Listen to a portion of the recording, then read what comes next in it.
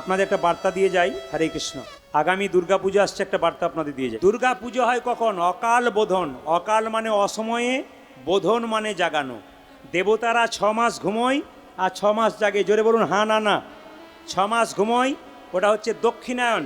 আর যখন জেগে থাকে ওটার নাম হচ্ছে উত্তরায়ণ। তাই দক্ষিণায়ন চলবে তখন যখন দেবতারা ঘুমাবে। অকালে জাগিয়েছিল রামচন্দ্র, ওই জন্য অকাল বোধন নাম রাখা হয়েছিল। আচ্ছা বাবা, আগামী দুর্গাপূজা আসছে। আমি আপনাদের আরও যত অনুষ্ঠান আছে দুর্গাপূজা আগে, দুর্গা সম্পর্কে, সরস্বতী, প্রত্যেকটি দেবদেবী সম্পর্কে তত্ত্ব আপনাদের বলে দিয়ে যাব। শুধু আমি আপনাদের বলতে চাই, কিছু মনে করবেন না, অন্যান্য ধর্মের মানুষ তাদের ধর্ম সম্পর্কে ছেলেগুলোকে সচেতন করে দিয়েছে পাক্কা, কিন্তু আমরা করতে পারিনি। কেন বলুন তো? ছেলেকে নিয়ে বাবা দুর্গাপুজো দেখতে যাচ্ছে আর ছেলে জিজ্ঞেস করছে, বাবা কার্তিকের বাহন ময়ূর, কিন্তু গণেশের বাহন ইঁদুর কেন? চুকাক, খালি উল্টো পাল্টা প্রশ্ন করছে, চল দেখে বাড়ি চল। মানে বাবাও জানে না, চেষ্টাও করে না জানবার, আর শুনবার হচ্ছে। আপনারা শুনে নিন। এখন আপনাদের সামনে একটা প্রশ্ন রেখে যাবো, উত্তরটা আপনারা দেবেন। কি উত্তর? আচ্ছা মায়েরা, মা দুর্গা পুজোর সময় সরস্বতী পুজো করেন, লক্ষ্মী পুজো করেন, ইঁদুরকেও করা হয়ে যায় না, কি বলছেন? আবার বাহনগুলোকে সব পুজো করা হয়ে যায়, কার্তিকে করেন, গণেশকে করেন, অসুরকে পুজো করবা কি দরকার আছে? অসুর তো মায়ের শত্রু, নাকি বলুন হ্যাঁ না না, জোরে বলবেন। অসুর তো মায়ের শত্রু, তাহলে অসুরের পুজো কেন হচ্ছে? আপনারা এতদিন দুর্গা পুজো দেখেছেন, দুর্গাকে দর্শন করছেন গ্রামে গ্রামে, মন্দিরে মন্দিরে, কিন্তু বলুন তো আপনারা অসুর পুজো হয় কেন কেউ জানেন? অসুরটা পুজো হয় কেন? হ্যাঁ, তারপর একটা কথা আছে। আগে দেখবেন জমিদারদের, রাজাদের বাড়িতে দুর্গা পুজো হতো, গ্রামের লোকরা চান্স পেত না। গ্রামের ছেলেরা যেত, ওরা আনন্দ করতো, এরা দাঁড়িয়ে দাঁড়িয়ে দেখতো। এই পরে কিন্তু 12 পুজো হয়েছে। 12 পুজোটা কোথা থেকে এলো? 12 জন ইয়ার, ইয়ার মানে বন্ধু, 12 ইয়ারই, 12 জন বন্ধু মিলে, ইয়ার মিলে একদিন আলোচনা করলো আমাদের একটা সার্বজনীন পুজো করব।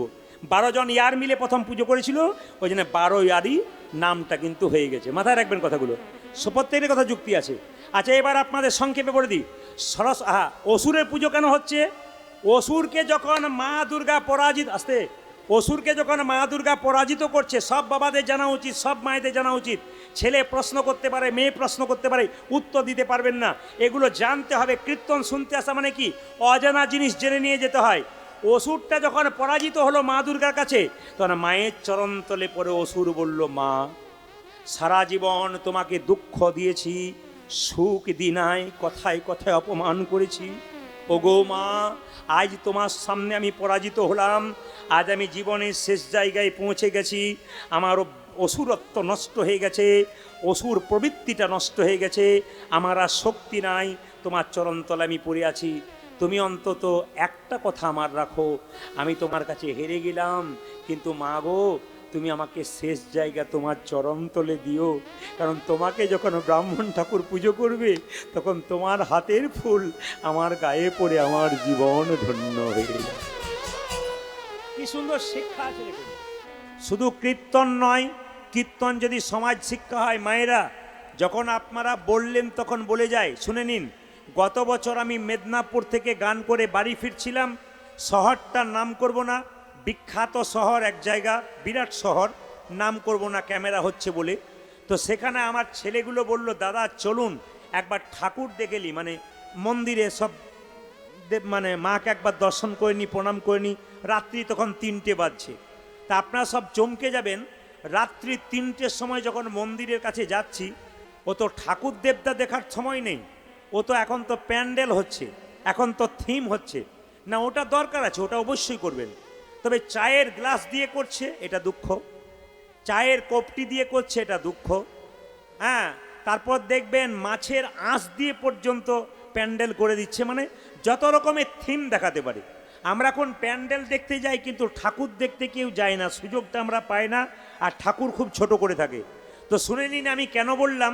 হঠাৎ দেখতে পেলাম একটা গাছের আড়ালে প্যান্ডেলের পাশে 3টে মেয়ে আর 4টে ছেলে সিগারেট খাচ্ছে, এক হাতে মদের বোতল, এক হাতে সিগারেট। ছেলেটির বয়স কত হবে?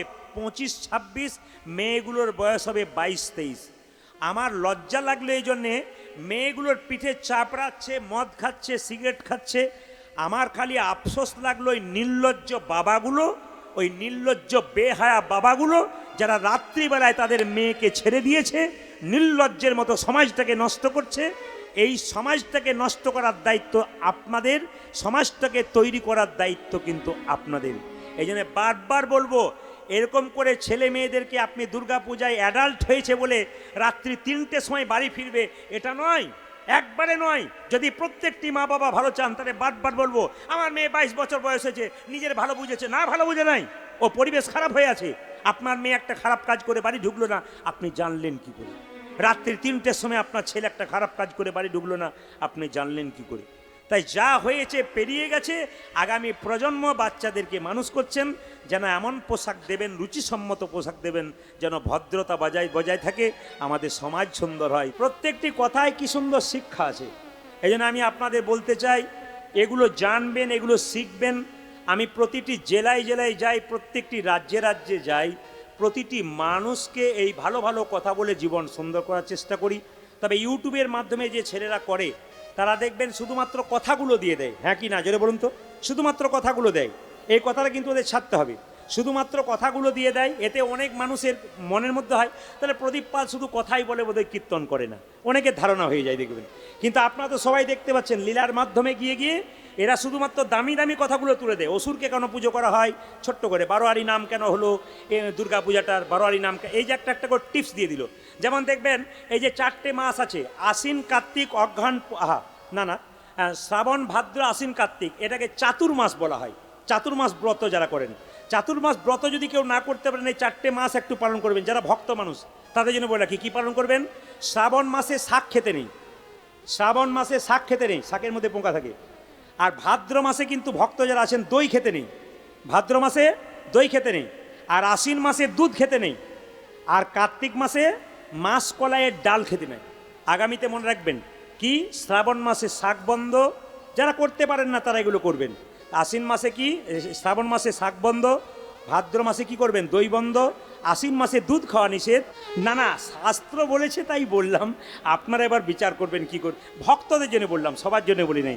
সবাই তো সব কথা নিতে পারে না, যারা ভক্ত মানুষ তারা নেয়, অভক্তরা নিতে পারে না, তা সবার জন্য তো এই কথাগুলো নয়। আমি আপনাদের বলে যাই, একবারে শব্দ না করে গৌরচন্দ্রিকা সংক্ষেপ করে লীলার মধ্যে প্রবেশ করে দেবো। মন দিয়ে শুনে নেবেন যে যেখানে বসে আছেন। আপনাদের একটা কথাই বলতে চাই, যে বাচ্চাদেরকে মানুষ করতে গেলে মা বাবার প্রত্যেকের একটা করে কর্তব্য আছে। সেই কর্তব্যটা কি? এই প্রদীপ পালের নিবেদন রইল, শুধু পশ্চিমবাংলা নয়, ভারতবর্ষ নয়, ভারতবর্ষের বাইরে যত হিন্দু সনাতন ধর্মের মানুষ আছে প্রত্যেকের কাছে নিবেদন রইল, আপনারা যে এত কষ্ট করে টাকা পয়সা রোজগার করছেন, কার জন্যে করছেন? দিনরাত পরিশ্রম করে কার জন্যে করছেন? ছেলের জন্যে। তা যে ছেলের জন্য আপনি এত টাকা রোজগার করলেন, এত কষ্ট করলেন, সেই ছেলেকে কেমন তৈরি করবেন? এরকম তৈরি করবেন না এরকম তৈরি করবেন? হ্যাঁ, আপনারা তো এরকম তৈরি করবেন বলছেন, কিন্তু পরিবেশ এরকম করে দেয়। কিন্তু আমি আপনাদের বলে যাই, সেই সন্তানকে সেই সন্তানকে আপনারা ভালো করুন। আর দ্বিতীয় কথা হচ্ছে, আপনাদের কাছে একটা নিবেদন রইল, আগামী সামনে দুর্গা পুজো আসছে, প্রত্যেকটি মা বাবার কাছে আমার নিবেদন রইল, ছেলে মেয়েকে একা ছাড়বেন না। এক, মেয়েদেরকে কাটা পোশাক, খারাপ পোশাক, শর্ট সাইজের জামা কাপড় কিনে দেবেন না। বারবার নিবেদন রইল, যদি সত্যিকারের মেয়ের কাছ থেকে ভবিষ্যতে আপনি ভালো ফল পেতে চান, তবে এখন থেকে বাচ্চা মেয়েদেরকে ভালো পোশাক, ভদ্র পোশাক পরাতে শেখান, যেন রুচি মতো পোশাক হয়। আর নইলে শেষে আপনি গালে হাত দিয়ে কাঁদবেন, ও কান্না আপনার কেউ শুনবে না, যতই আপনি কাঁদুন আর যতই মাথায় করে মরুন। বারবার বলবো, ছেলে মেয়েদের ভালো পোশাক দিন। যে গাছে ফল ধরে তার ডালগুলো নিচের দিকে যায়, উঁচু দিকে যায়, জোরে বলুন। একজন বলছে উঁচু দিকে যায়, না না, আমায় তাকিয়ে দেখতে হয়, যে গাছে ফল ধরে সেই গাছের ডালটা নিচের দিকে না উঁচু দিকে? আমি এত এত ভক্ত দেখতে পাচ্ছি, কিছু মনে করবেন না। প্রতিটি আসরে এরকম ভক্ত শুধু নয়, ডবল হয়ে যায়, জায়গাটা ছোট বলে অনেকে ঢুকতে পারেনি, খুব ছোট জায়গা বলে। তা আপনারা সবার কাছে নিবেদন রইল, যারা ভক্ত হয় তাদের ভাবতে হয় এরকম, যদি হও নিচু তবে পাবে কিছু, উঁচু হলে পাবার কোনো চান্স নাই। একটা সোনার কলসি যতই দামি হোক না কেন, যদি একজনের কাছে মাথা নিচু করতে হয়, কার কাছে? একটা গ্লাসের কাছে। আপনি কয়েকশো কোটি টাকার মালিক হতে পারেন, ভগবানের চরণে যদি মাথা নোয়াতে না শিখেছেন, আপনার কোনো দাম নাই। যে কলসিতে জল ভরা আছে, সে কলসি যদি জলটা যদি খাবার উপযোগী না হয়, তবে ও কলসির জলের কোনো দাম হয় না। আপনি জ্ঞানী হতে পারেন, অনেক পণ্ডিত হতে পারেন, কিন্তু আপনার ব্যবহার ভালো নেই, তাহলে কিন্তু আপনার জীবনে কোনো দাম নেই। তাই বলবো মায়েরা, অন্তত ক্ষুদ্র জীবন আমাদের, পদ্মপাতার জল করে টলমল, কে কখন চলে যাবে কেউ জানে না, গ্যারান্টি নাই। আশ্চর্যের ব্যাপার এইটাই, কে কখন মরবে ওটা জানতে পারে না। আপনি এখনই আছেন এখনই নাই, আমি এখনই আছি এখনই নাই। এই ক্ষুদ্র জীবনের টলমল করছে আমাদের জীবন। অন্তত বলবো মৃত্যুর আগে ভালো ব্যবহার করে যান, কারোর সঙ্গে বিবাদ করার চেষ্টা করবেন না। কিসের বিবাদ করছেন? আপনি কি নিয়ে যাবেন? খালি হাতে এসছেন, খালি হাতে যাবেন। মায়েরা, যখন আমরা জন্ম নিয়েছিলাম নামটা কে রেখেছিল? জন্ম দিয়েছে আমার মা, আপনি তো পান নাই, জন্মটা মা দিয়েছে। আপনার যে নাম রাখা হবে আপনি তো রাখেন নাই, আপনার মা রেখেছে। আপনি যে পড়াশুনো করবেন নিজে করেন নাই, আপনাকে একজন করেছে, আপনার মাস্টারমশাই। আপনি চাকরি তো নিজে পান না, একজন দিয়েছে। আবার শেষে যখন শ্মশান ঘাটে যাবেন তখন নিজে যেতে পারবেন না, নিয়ে যাবে অন্যজনে। তা সব যদি অন্যের হয় তাহলে তোমার বলতে কি আছে? এই জন্য আমি আপনাদের বলে রাখি, সোনার মালা বালা সব পরবেন, কিন্তু আমি আপনাদের বলে রাখি মালা থাকলে পরবেন, লাভ আছে। কেন? যখন শেষ বয়সে দেখবেন যত মালা দোলাবেন তত খাবার আসবে, আর মালা না থাকলে বলবে কিছুই নাই আর দেওয়ার দরকার নেই। মালা দুলিয়ে খাবেন না, না আমি এমনি বললাম আর কি। তবে হ্যাঁ, ওই মালাতে এখানে সম্মান পাবেন, আর তুলসীর মালাতে এখানেও পাবেন আর ওখানেও পাবেন। তুলসীর মালাতে আপনার আত্মীয় বাড়বে। কেন বলুন তো? যে রাস্তায় দেখবে জয় নিতাই, তার মানে আপনার আত্মীয় হয়ে গেল, কিন্তু আত্মীয় বাড়বে। এ আত্মীয় কিন্তু বিবাদ করবে না, জয় নিতাই। দেখবেন যার প্রচুর টাকা আছে, দাদা কেমন আছেন, আর বলবেন না, খালি টেনশন। আর দেখবেন যার টাকা কম আছে কিন্তু হরিনাম করে, কিংবা টাকা আছে হরিনাম করে, কি বলে কেমন আছেন দাদা, হরির কৃপায় তো চলেই যাচ্ছে। মানে দিব্যি আছে আর কি, প্রেশার নাই, সুগার নাই, থাইরয়েড নাই, কিচ্ছু নাই, দিব্যি। মায়েরা, সুস্থ শরীরে বেঁচে থাকাটাই হচ্ছে সবচাইতে আনন্দের ব্যাপার। ওই জন্য বলে রাখি, বাজারে গিয়ে বারবার আনবেন না, সমস্যা আছে। যত খাবেন তত যাবার পথটা পরিষ্কার হবে। যে যত ভোগী তার সে তত রোগী, আর যে যত ত্যাগী সে তত নিরোগী। খাবেন তো যাবেন, আর কম খাবেন তো থাকবেন। বলে না যে বেশি খাবি তো কম খা, মানে দীর্ঘদিন যদি খাবি তো কম খা, আর যদি মনে এখন থেকে খেয়ে পেটটাকে এরকম মোটা করে নেবো ব্যাস, বলে কি হয়েছে তোমার, আর বলার দরকার নাই। বলুন রাধা রানী কি, শ্যাম সুন্দর কি। 3 ঘন্টার কীর্তন শুনতে এসে 6 বার উঠতে হয়, 6 বার বসতে হয়। আবার অনেকে দেখবেন স্বভাব থাকে, দেখবেন মানে আধ ঘন্টা পর পর। উনি আমাকে বলছেন 365 দিনে 300 দিন কীর্তন শুনলাম, কিন্তু বিড়ি খাওয়া ছাড়তে পারলাম না। মানে উনি কীর্তন শুনছেন কিন্তু বুঝছেন না। যদি বুঝতেন তাহলে ছাড়তেন না। না, যারা খান আমি কিছু বলবো না, অলন্দাজরা বিড়ি খেতে শিখিয়েছে, এটা ভারতবর্ষের নিয়ম নয়। তা খাচ্ছেন খান, কিন্তু একটু কম খাবেন। বিড়ির সঙ্গে সিগারেটের সঙ্গে কার সম্পর্ক? বাথরুমের সম্পর্ক। বাথরুম গেলেই দেখবেন ওপরে এক প্যাকেট ঝোলানো আছে, আর এইটাও আছে আর কি, সব আছে। এটা না না এখানের জন্য বলি নেই, সব জায়গাতে আছে বাথরুমে। ওটা না হলে নাকি ঠিক হয় না আর কি। যেটা বলুন রাধা রানী কি, শ্যাম সুন্দর কি, মদন মোহন কি। এর থেকে কি শিখলেন? যে 100 জন্ম গৌর বলে কাঁদবো, 101 জন্মে তো কৃপা পাবো। 3 ঘন্টা কীর্তন শুনতে এসে আমাদের ধৈর্য থাকে না, আর মুকুন্দ সরকার বলে উঠলো আমি 100 জন্ম গৌর বলে কাঁদবো, 101 জন্মে তো কৃপা পাবো। মায়েরা, ধৈর্য যার ভগবান তার, ধৈর্য যার নাই জীবনে তার কোনো লাভ নাই। আপনার নিজেরই ধৈর্য নেই, আপনার ছেলেকে বলছেন ধৈর্য ধরে পড়াশোনা কর। ছেলে তো প্রশ্ন করতে পারে, তুমি কীর্তন শোনো 2 ঘন্টার পর থাকতে পারো না, তোমার ধৈর্য কই? আমার ধৈর্য থাকবে কি করে? আপনাকে মুখের উপর এখনকার ছেলেরা প্রশ্ন করে দেবে। এই জন্য শুনে রাখুন, পঞ্চপাণ্ডবের দাদা যুধিষ্ঠির স্থির ব্যক্তি ছিলেন, উনি ভগবান পেলেন। আর 100 ভাইয়ের দাদা দুর্যোধন চঞ্চল ছিলেন, উনি ভগবান হারালেন।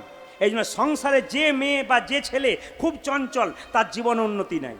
আর যে মেয়ে বা যে ছেলে খুব স্থির ঠান্ডা, দেখবেন তার জীবন উন্নতি আছে। মায়েরা দেখবেন তরকারি রান্না করতে গিয়ে যারা চঞ্চল হয় 2 বার নুন দেয়, বাড়ির লোকের কাছে গাল খায়, কিংবা দেখবেন সবজি কাটতে গিয়ে আঙুল কেটে দেয়। এই জন্য বলে রাখি, চঞ্চল হলে হবে না, স্থির থাকতে হবে। ভগবান বললেন মন্দিরে কটা আপেল দিলে, কটা কলা দিলে আমি খাই না, আমিও দেখি না। আমি কি দেখি? মন মানা মদ ভক্ত মদ জাজিমাং কুরু। তার মানে কি? তুমি তোমার মনটা আমাকে দিলে কিনা, তোমার সুন্দর ফুলের মতো মনটা এ জগতের কাউকে দিলে সে বেইমানি করতে পারে, কিন্তু আমাকে যদি তোমার মনটা দাও আমি বেইমানি করব না, তোমাকে আরো কাছে টেনে নেবো। নিতাই গৌর হরি গৌর। মায়েরা, ভক্ত যদি কাঁদে ভগবান কি সইতে পারে গো? মুকুন্দ সরকার কাঁদছে আর মহাপ্রভু হাত বুলিয়ে বলছে, মুকুন্দ তুমি কাঁদছো কেন? প্রভু তুমি আমার ভাইকে কৃপা করলে, আমাকে করলে না, আমি এখন কি করব? সঙ্গে সঙ্গে মহাপ্রভু বলল, মুকুন্দ খুব দামি কথা বলল, এ সংসারে যারা বড় ভাই হয় তাদের দায়িত্ব সবচাইতে বেশি হয়। যারা কীর্তন শুনতে এসছেন মন দিয়ে শুনবেন, এটা মহাপ্রভু বাণী। এ সংসারে যারা বড় ভাই হয় তাদের দায়িত্ব সবচাইতে বেশি হয়। কেন না, একটা বনের মধ্যে বড় বড় গাছ যেমন ছোট ছোট গাছগুলোকে ঝড়ঝঞ্ঝা থেকে রক্ষা করে, ঠিক সেরকম একটা ঘরের বড় ভাই সে সংসারের সব দায়িত্ব মাথায় নিয়ে ছোট ভাইদেরকে ছায়া দিয়ে রাখে। ছোট বড় ভাই এবং বড় বউয়ের দায়িত্ব কিন্তু অনেক বেশি। আমরা কি ভাবি, চুল পাকলেই বোধহয় ওদের কাছে প্রাচীন লোক জ্ঞান পাবো, তা নয়। চুল পাকলেই যে জ্ঞান পাবো তা নয়। এমন এমন কম বয়সে ভাই আছে, দাদা সে বুদ্ধি নেই, ভাইয়ের আছে, সে ভাই আবার বাড়িতে কিন্তু দাদার মতো আচরণ করছে, মানে সবাইকে একসঙ্গে রাখছে। এও মহাপ্রভুর কৃপা, এর নিজের নয়, সব মহাপ্রভুর কৃপা। আমি অনেক জায়গায় গান করতে গেছি, কিন্তু এখানকার কমিটির ছেলেদের মধ্যে একটা প্লাস পয়েন্ট দেখলাম, যেটা হচ্ছে এদের মধ্যে আপাতত কোনো নেশার ভারে যুক্ত নয়। অন্যান্য জায়গাতে কি হয়, কীর্তন চলতে চলতে নেশা করে আসে, কিন্তু আপাতত যেটুকু দেখলাম তার মধ্যে তারা ভদ্রতা সূচক ব্যবহার করেছে এবং সুন্দর পরিবেশ তৈরি করেছে আপনাদের জন্য। মায়েরা, এই যে মা কালীকে দেখছেন আপনারা, গতকাল যে পূজা হয়ে গেছে এ হচ্ছে কৌশিকী অমাবস্যা, এ হচ্ছে কৌশিকী মা। মা কালীর অনেকগুলো নাম আছে, তার মধ্যে একটা নাম হচ্ছে কৌশিকী। এখন আপনাদের প্রশ্ন জাগবে না, যার জন্যে কীর্তন শুনতে এলাম সেই মায়ের সম্পর্কে একটু জেনে যাব। দেখে নিন, এখন কারো স্ত্রী যদি কালো হয় আর তার স্বামী যদি তাকে বারবার কালো কালো করে, তাহলে স্ত্রী কি মাথা ঠান্ডা রাখতে পারবে? সে তো মাঝে মাঝে ঝগড়া করে ফেলবে, অভিমান করে ফেলবে। এখন লক্ষ্য করুন মায়েরা, বাবা শিব মা দুর্গাকে একবার বলে দিয়েছিল তুমি তো কালো। আসলে যে মায়ের মূর্তি আপনারা দেখতে পান পুজোর সময় ও তো রং পরিষ্কার, তাই তো, কিন্তু মা দুর্গার রং পরিষ্কার নয়। মা দুর্গা একবারে কালো কুচকুচে, কিন্তু এখন রংটা পরিষ্কার হলো কেন? একদিন কৈলাস পর্বতে বসে বাবা ভোলানাথ দুর্গাকে বলল তুমি কালো, তুমি কালো, তুমি কালো। দুর্গা ওখান থেকে রেগে গিয়ে ছুটে পাশে ধ্যানমগ্ন হলেন ব্রহ্মার। ব্রহ্মা বললেন দেবী তুমি কি চাও? বলছে আমার এই কালো রংটা ঘুচিয়ে দাও। মায়েরা, যখন ব্রহ্মা কালো রংটা ঘুচিয়ে দিল, কালো ত্বক মানে কালো ত্বক, কালো ত্বকটাকে নিচে নামিয়ে দিল। ওই কালো ত্বক যেটা, ওই কালো ত্বক থেকে কিন্তু জন্ম নিল কি, কালো চামড়া থেকে মা কৌশিকী। কালো রংটা ঘুচিয়ে সেদিন থেকে মা পার্বতী কিন্তু সাদা হয়ে গেল। মায়েরা, এ কিন্তু কোনো যোনি থেকে জন্ম নয়। এই যে কৌশিকী মায়ের পুজো হচ্ছে কোনো যোনি থেকে জন্ম নয়, অজনী সম্ভবা। কেন বলুন তো? না, ও তো কালো কেশটা, যে কালো কোষটা, শরীরে কালো কোষ বা কালো ত্বক, এটাকে সরিয়ে দিয়ে তো কালি হয়েছে। এই জন্যে ওই রংটা কিন্তু কালো হওয়াই দরকার। কৌশিকী অমাবস্যার মায়ের রং কিন্তু পুরোপুরি কালো হওয়াই দরকার, কারণ তিনি তো পুরো কালো, তিনি দেবী, তিনি কুমারী। কেন তিনি কালো হলেন আর কেন তিনি কৌশিকী হলেন, কেন তিনি কুমারী হলেন? শুম্ভ নিশুম্ভ নামে দুজন অসুর খুব অত্যাচার করত, মেয়েদেরকে মা বলে জ্ঞান করত না। এখন সঙ্গে সঙ্গে শুম্ভ নিশুম্ভ ব্রহ্মার ধ্যান করেছিল। ব্রহ্মা বলেছিল বলো কি চাও? সঙ্গে সঙ্গে তারা বলেছিল আমরা অমরত্ব চাই। ব্রহ্মা বলল দেবতাদের অধিকার অমরত্ব, তোমাদের তো নয়। বলছে তাহলে কি করব? বলছে তাহলে তোমাদেরকে কোনো পুরুষ মারতে পারবে না। এখন যখন শুনতে পেলো দু ভাই মিলে যে আমাদের কোনো পুরুষ মারতে পারবে না, তখন তো আনন্দে আত্মহারা হয়ে গেল। বললো একজন কুমারী দেবীর হাতে তোমাদের মৃত্যু হবে। মনে মনে ভাবছে পুরুষ যদি না মারতে পারে তাহলে মেয়ে কি করে মারতে পারে?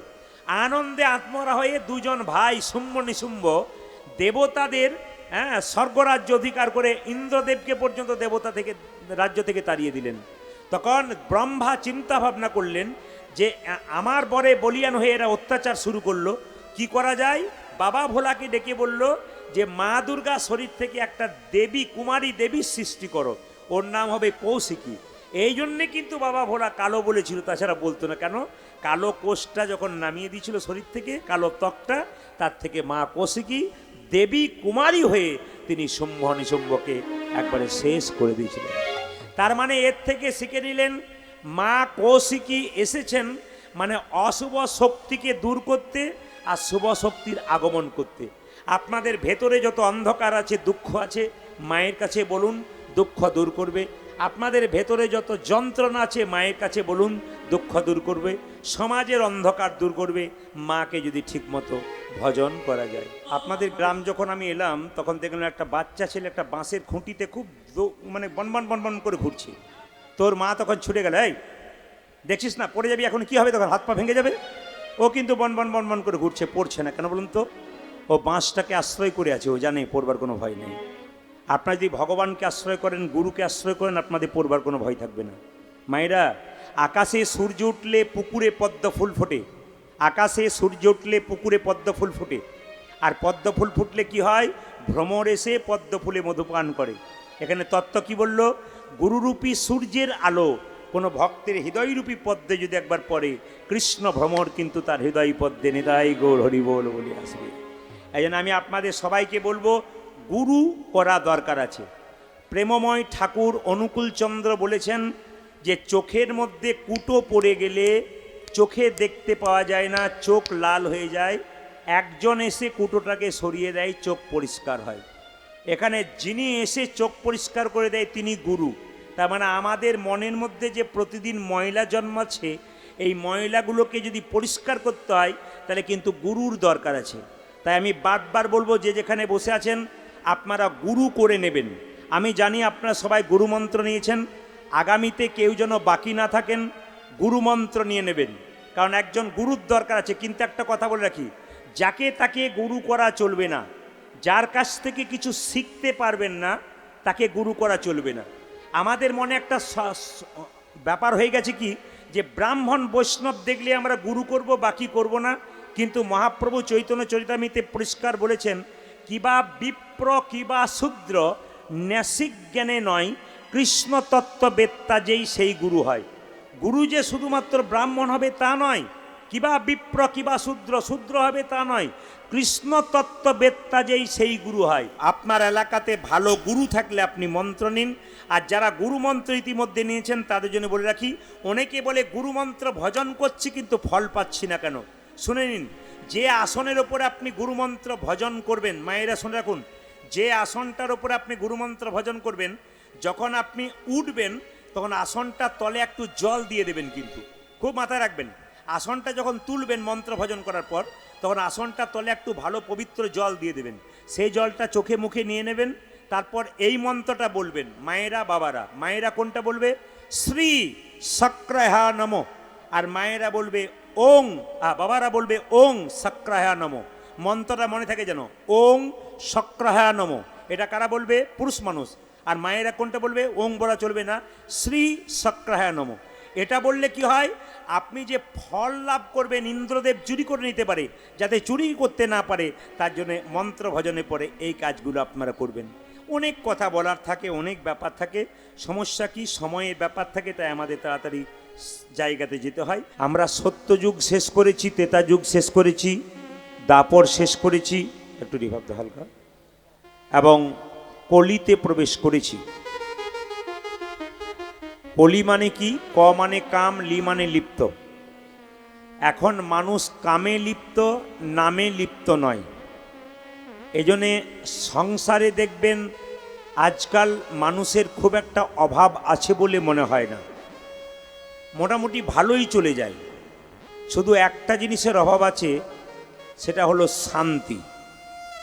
যাকেই জিজ্ঞেস করবেন কেমন আছেন, বলে সবই তো ঠিক আছে, শুধু শান্তি নাই। এই কলিযুগে শান্তি পাবার একটি মাত্র পথ, সেটা হচ্ছে হরিনাম। আসুন সবাই মিলে হাত তুলে আমরা গাইব। কি গাইব? সবাই একসঙ্গে, ভজ গৌরাঙ্গ লহ গৌরাঙ্গ জপ গৌরাঙ্গের নামে রে, ভজ গৌরাঙ্গ জপ গৌরাঙ্গ লহ গৌরাঙ্গে নামে রে। তবে আপনাদের এলাকায় এসে দেখলাম সত্যি আপনাদের ভক্ত আছে।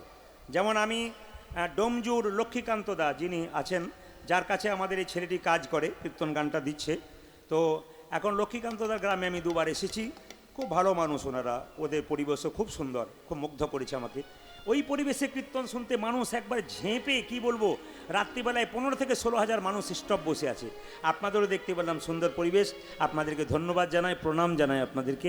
আপনারা কীর্তন শুনুন, নিজেকে সুন্দর করুন, জীবনটাকে ভালো করুন, সবাই মিলে হাত তুলে ভজ গৌরাঙ্গ লহ গৌরাঙ্গ জপ গৌরাঙ্গের নামে রে বা ভজ গৌরাঙ্গ জপ গৌরাঙ্গ কহ গৌরাঙ্গের নাম রে।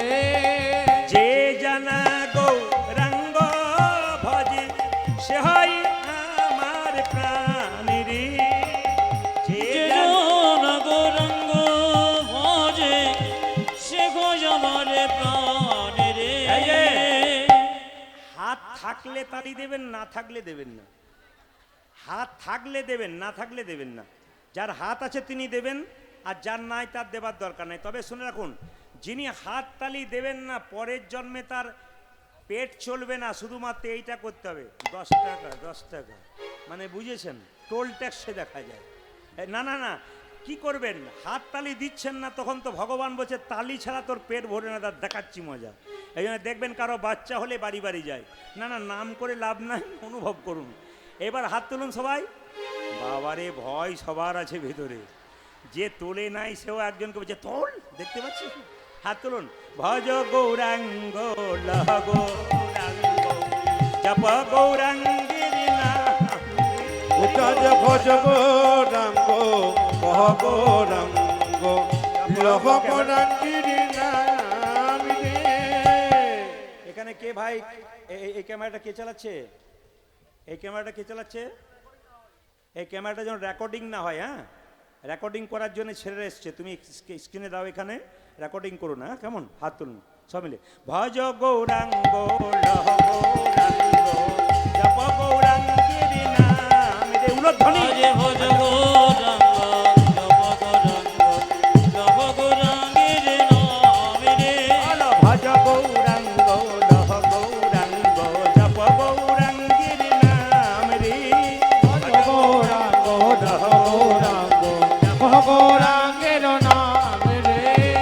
দাঁড়ান, নাচবেন নাচবেন, ভালো করে নেচেন, নাহলে বেশি যদি কেউ নাচে না, এবার পাগলের মতো, তার স্ত্রী মনে মনে ভাবে আজকে বুঝতে পেরেছি কেন নাচছে। নাচার জিনিস ভেতরে ঢুকেছে তাই নাচছে, ওই অন্যদিন তো ঘরে নাচে না, আজ এত নাচ কিসের? না না, ভক্তি ভরে করুন, খুব প্রেম সে দেখুন, ভালো লাগবে।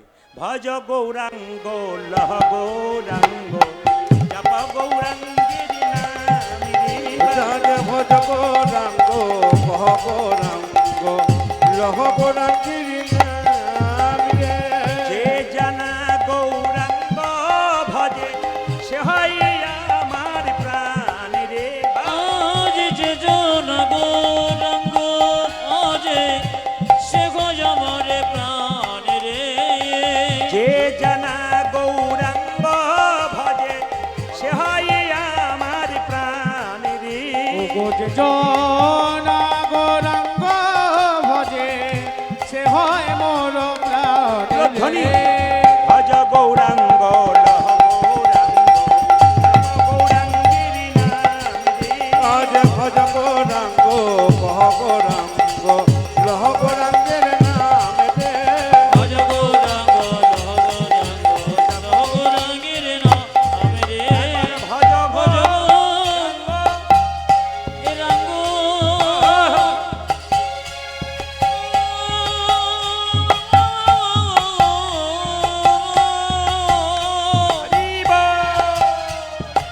গৌরাঙ্গ লহ গৌরাঙ্গ জপ গৌরাঙ্গের নাম রে। ভজ গৌরাঙ্গ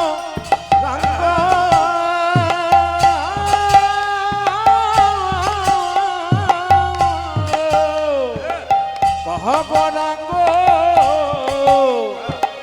লহ গৌরাঙ্গের নাম রে। উলধ্বনি। ভজ গৌরাঙ্গ লহ গৌরাঙ্গ জপ গৌরাঙ্গ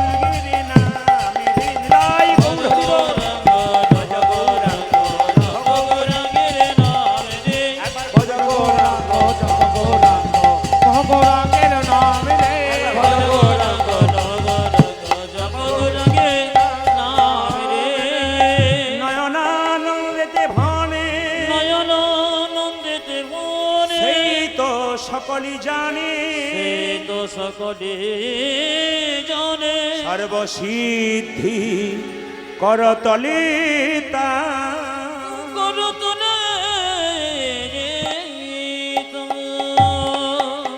একবারে শুনে নিন সবাই। ভগবান কৃষ্ণ বলেছেন যে আমার যে ভক্ত সে তো ভক্ত, আবার রাধারানীকে যে ভালোবাসে সে শ্রেষ্ঠ ভক্ত। এই জন্য ভগবান বলেছে যে আমার রাধা নাম করে সে আমাকে বিনামূল্যে কিনে নেয়, তার পয়সার দরকার হয় না আমাকে কিনতে গেলে। তাহলে রাধা নাম করলে যদি কৃষ্ণকে কেনা যায়, কৃষ্ণকে কাছে পাওয়া যায়, রাধা রাধা বলবেন, বৃন্দাবনে রাধা রাধা বলবেন, এখানে রাধা রাধা বলবেন। দেখবেন অনেকে বলে হরে কৃষ্ণ, দেখবেন ইস্কনে যাবেন হরে কৃষ্ণ, আসলে তা নয়। আপনারা কি ভাবছেন ওরা রাধা বলছেন না? হরে মানে হচ্ছে রাধা আর কৃষ্ণ মানে হচ্ছে কৃষ্ণ, ওই জন্য হরে কৃষ্ণ। একটা কথা বলি, আপনারা কথায় কথায় দেখবেন কাউকে প্রভু বলেন, বলেন না প্রভু কেমন আছেন? কিন্তু শুনে রাখুন প্রভু কিন্তু ভগবান, প্রভু কিন্তু নিত্যানন্দ প্রভু, অদ্বৈত প্রভু, শ্রীবাস প্রভু। প্রভু কিন্তু সবাই হতে পারে না। আমরা প্রভু পাদ হতে পারি, মানে প্রভু চরণের দাস হতে পারি, কিন্তু প্রভু হতে পারে না। প্রভু হচ্ছেন তিনি। তাই কাউকে সবাইকে প্রভু আপনারা বলবেন না, এমনি বলতে পারেন প্রভুপাদ ভালো আছেন। প্রভুপাদ মানে কি? প্রভুর চরণের দাস যিনি তাকে বলবেন প্রভুপাদ ভালো আছেন। প্রভু তো তিনি একজন, সবাইকে প্রভু বলা যায় না, এ কিন্তু নয় নিয়ম। তাই সবাই মিলে বলুন রাধে রাধে। जोर से बोलना पड़ेगा, आरो प्रेम से बोलिए, जोर से बोलिए, प्रेम से बोलिए। आज के अपना सत्य बृंदावन एसेছেন, चलो राधा नाम गाइते गाइते जाई। चलो रे चलो मन, চলো हरि दर्शन, হরি দর্শন जय राधे जय कृष्ण जय वृंदावन। हरि बोल। চলো রে চলো হরি দর্শন, জয় রাধে জয় কৃষ্ণ জয় বৃন্দাবন। चलो रे चलो मन, हरि दर्शन, जय राधे जय कृष्ण जय वृंदावन।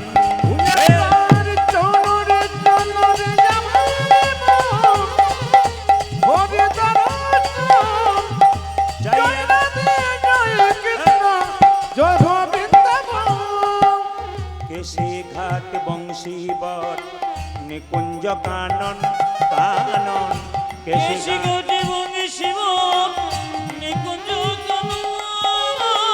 केशे घाट बंशी बर निकुंज कानन कानन।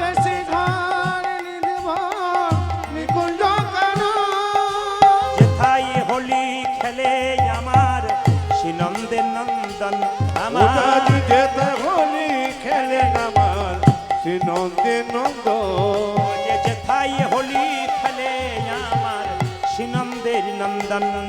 আজ যে থাই বনে খেলে আমার সে নন্দে নন্দ। চলো রে চলো মন, হরি দর্শন, জয় রাধে জয় কৃষ্ণ জয় বৃন্দাবন। ধ্বনি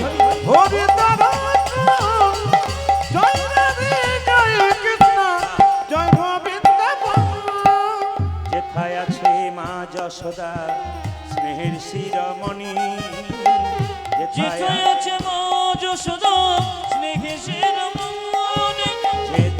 আছে মা যশোদা স্নেহে শিরোমণি, যেথায় আছে মা যশোদা স্নেহের শিরমণি, নিজের গোপালকে কোলে লইয়ে খাওয়া তো নবনী।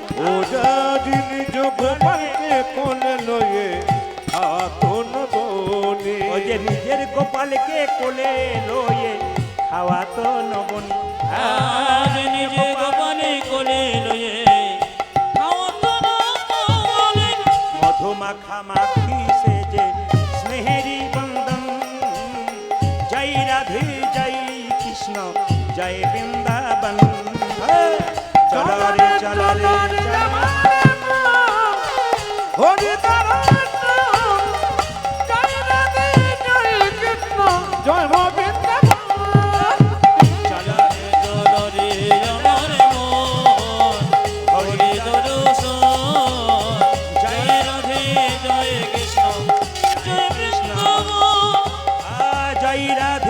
জয় কৃষ্ণ জয় বৃন্দাবন।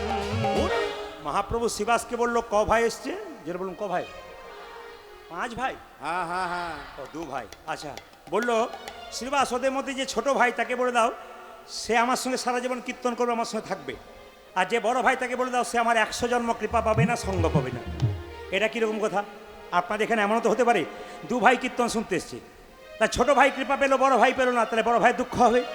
তো শ্রীবাস এসে বলছে তোমাদের মধ্যে ছোট ভাইকে আমি, কি নাম? আমার নাম নরহরি সরকার। তোমার জন্য প্রভু বলেছে তুমি সারা জীবন প্রভুর সঙ্গে থাকবে, কীর্তন করবে। বড় ভাই বলছে আমার জন্য কি বলেছে? তুমি 100 জন্ম কৃপা পাবে না, সঙ্গ পাবে না। যেই না বড় ভাইকে বলেছে 100 জন্ম কৃপা পাবে না, সঙ্গ পাবে না, অমনি বড় ভাই নাচতে শুরু করেছে জয় গৌর জয় গৌর। শ্রীবাস ভাবছে তাহলে লোকটা পাগল হয়ে গেল বোধহয়, 100 জন্ম কৃপা পাবে না মানে পাগল হয়ে গেল।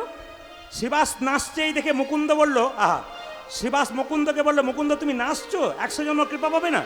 আরে বাবা, আমাকে যদি মহাপ্রভু বলতো না 100 জন্ম কৃপা পাবে না, আমি তো বিষ খেয়ে আত্মহত্যা করে দিতাম। একথা শুনে মুকুন্দ বলছে শোনো শোনো শ্রীবাস, প্রভু জলদি বলতো কোন জন্মে সঙ্গ পাবো না, কোন জন্মে সঙ্গ পাবো না, তাহলে না হয় বিষ খেয়ে আত্মহত্যা করে দিতাম। বিষে খেয়ে আত্মহত্যা করে দিত। প্রভু বলেছে 100 জন্ম সঙ্গ পাবো না, 100 জন্ম সঙ্গ পাবো না, 100 জন্ম না হয় গৌর গৌর বলে কেঁদে বেড়াবো। কেঁদে বেড়াবো। যখনই 100 জন্ম পেরিয়ে যাবে 101 জন্মে প্রভুর সঙ্গ পাবো, 101 জন্মে প্রভু সঙ্গ পাবো, 1 জন্মে প্রভুর সঙ্গ পাবো। 101 জন্মে সঙ্গ পাবো। আমি 100 জন্ম কেঁদে বেড়াবো, 1 জন্মে প্রভুর সঙ্গ পাবো। ওই আমি 100 জন্ম কেঁদে বেড়াবো। 101 জন্মে প্রভু সঙ্গ ওই পাবো, আমি 100 জন্ম কেঁদে বেড়াবো। 101 জন্মে প্রভু সঙ্গ ওই আমি পাবো, 100 জন্ম কেঁদে বেড়াবো। 101 জন্মে প্রভু সঙ্গ ওই পাবো। আমি 1 জন্মে প্রভুর সঙ্গ পাবো। ও মুকুন্দ, তুমি এক কাজ করো, বাড়ি ফিরে যাও। তবে শোনো, তুমি তো কবিরাজি চিকিৎসা করতে খুব একটা নাম ডাক ছিল না, তোমার মাথায় হাত দিয়ে আশীর্বাদ করলাম, তুমি কাল থেকে বাড়ি গিয়ে যাকে চিকিৎসা করবে তারই রোগ ভালো হয়ে যাবে। মুকুন্দ, আরেকটা কথা বলে রাখি, তুমি বাড়ি ফিরে যাও, একটা গোপীনাথের মন্দির তৈরি করো, জীবের দ্বারে হরিনাম দাও, আর গরিবের চিকিৎসা করো, বড় লোকের করবে না। তোমার মাথায় হাত দিয়ে দিলাম, যাও তুমি ফিরে যাও বাড়ি, ফিরে যাও ফিরে যাও শিখণ্ডে। মায়েরা সবাই মিলে ফিরে যাও ফিরে যাও শিখণ্ডে, ফিরে যাও ফিরে যাও, ফিরে যাও শিখণ্ডে, ফিরে যাও, ফিরে যাও ফিরে যাও শিখণ্ডে, ফিরে যাও ফিরে যাও ফিরে যাও শিখণ্ডে, ফিরে যাও।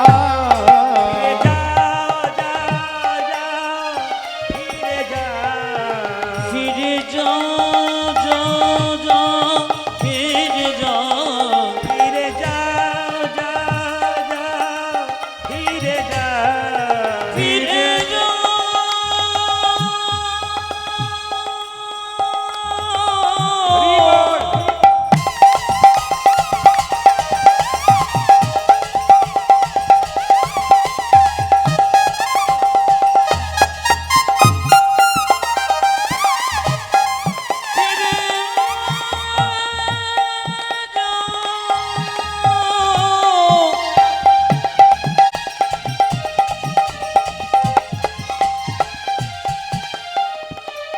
ওই যে মুকুন্দ, তুমি শিখণ্ডে ফিরে যাও, যাও, যাও মুকুন্দ, ফিরে যাও।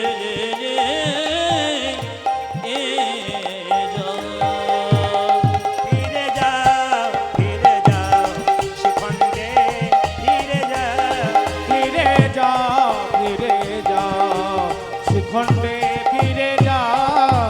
দাঁড়ে দাঁড়ে গিয়া চরণে ধরিয়া, দাঁড়ে দাঁড়ে গিয়া চরণে ধরিয়া, দাঁড়ে দাঁড়ে গিয়া চরণে ধরিয়া, দাঁড়ে দাঁড়ে গিয়া চরণে হরি নাম লীলা আজি ধারে ধারে ঘিয়া চরণে ধরিয়া হরি নাম লীলা ফিরে যাও শিখণ্ডে ফিরে যাও ফিরে যাও ফিরে যাও সেখানে ফিরে যাও আমার তাই কলিযুগের ভগবান মহাপ্রভু প্রত্যেকটি জীবের দ্বারে হরিনাম দেবেন বলে দাদা নিতাই চাঁদকে ডেকে বললো, দাদা এক কাজ করো, জীবের দ্বারে হরিনাম দাও।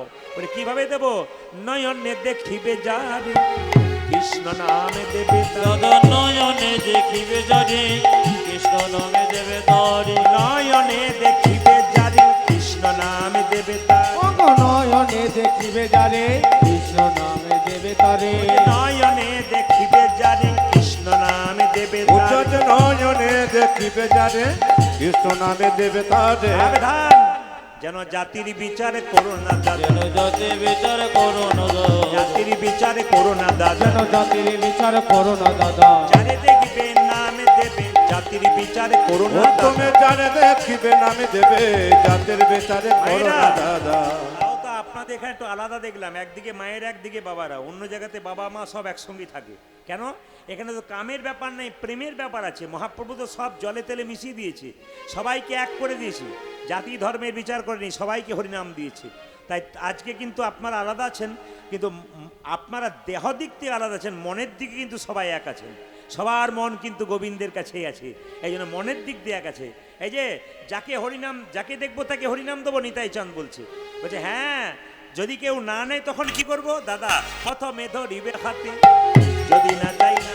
দাদা প্রথমে ধরিবে হাতে যদি না চায় না। হ্যাঁ, প্রথমে ধরিবে হাতে যদি না চাই নাম নিতে। দাদা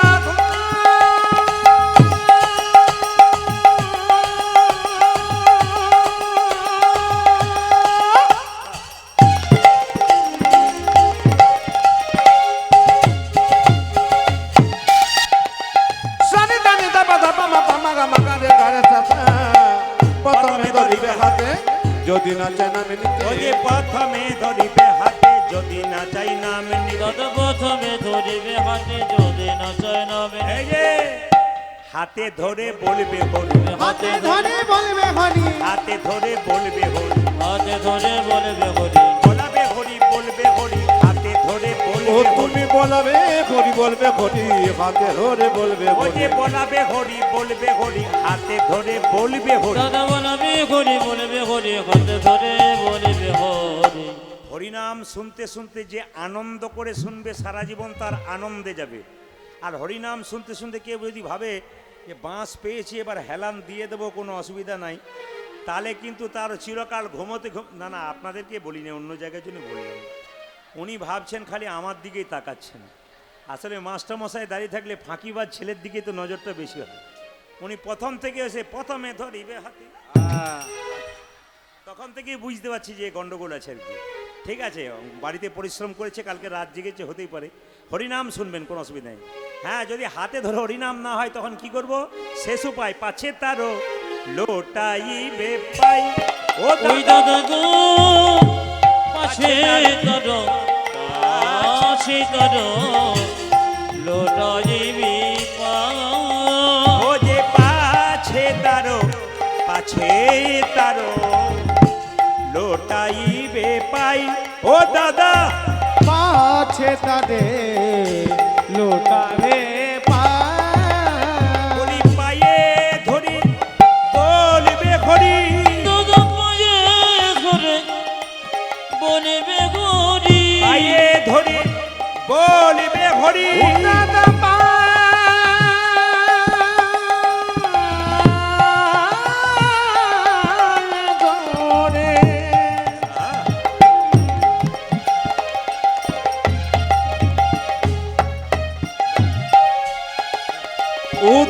পায়ে ধরে বলবে হরি বলাবে হরি বলবে হরি, পায়ে ধরে বলবে হরি। তুমি দাদা বলো, বলবে হরি বলবে হরি। তুমি পায়ে ধরে বলবে ও হরি। তুমি বলাবে হরি বলবে হরি দাদা পায়ে ধরে বলবে হরি। বলাবে হরি বলবে হরি দাদা পায়ে ধরে বলবে ও হরি। দাদা পায়ে ধরে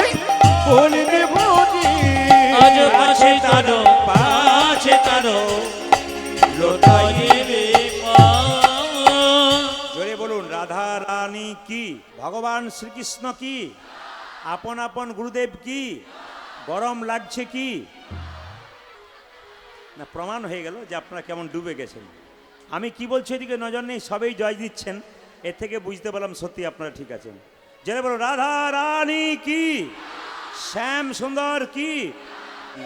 হরি বল। তাই মহাপ্রভু প্রত্যেকটি জীবের দ্বারে হরিনাম দিলেন, আর যাকে দেখছে তাকে বলছে পথিক রে ও তোরে ভাবে না কিসের আছে, হরি বলে বলে বাহু তুলে আই নেচে নেচে। পথিরে ও তোর ভাবে না কেসে যাচ্ছে, হরি বলে বলে বাহু তুলে আজ নেচে নেচে। পথিক ভাবছো কি, হরি বল বলো, গালে হাত দিয়েছো কেন? পথিক রে ও তোরে ভাবে না কিসের আছে, হরি বলে বলে বাহু তুলে আই নেচে। পথে রে ও তোর ভাবে না কেসে রে আছে, হরি বলি বলি বাহু তুলে আইনে নেচে। জোর করো হরিনাম দিয়ে তোমার বুকে লাথি মারবো। যেই না বলছে বুকে লাথি মারবো, নিতাই চাঁদ বলছে ছেলে যদি বাবার বুকে লাথি মারে, বাবা কি ঘুরিয়ে ছেলেকে মারতে পারে? হ্যাঁ মায়েরা, লাথি কিন্তু আপনাদের সবাইকে মেরেছে।